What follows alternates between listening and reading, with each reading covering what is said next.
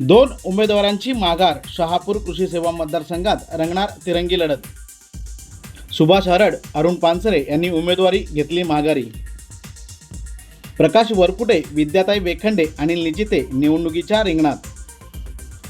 ठाणे जिल्हा मध्यवर्ती बँक निवडणुकीत शहापूरकडे सर्वांचे लक्ष.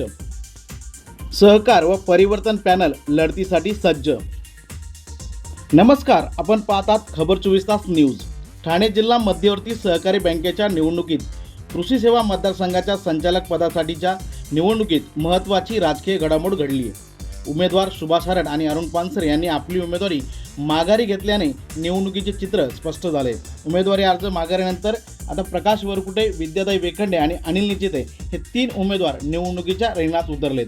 त्यामुळे कृषी सेवा मतदारसंघात तिरंगी लढत निश्चित मानली जात असून निवडणुकीची रंगत वाढली. या मतदारसंघात सहकार पॅनल आणि परिवर्तन पॅनल यांच्यात लढत होण्याची शक्यता व्यक्त केली जात आहे. दोन्ही पॅनलनी विजयासाठी जोरदार मोर्चेबांधणी सुरू केली असून मात्र यामध्ये तिसरा उमेदवार असल्याने ही रंगत आणखीनच वेगळ्या प्रकारे समोर येत आहे.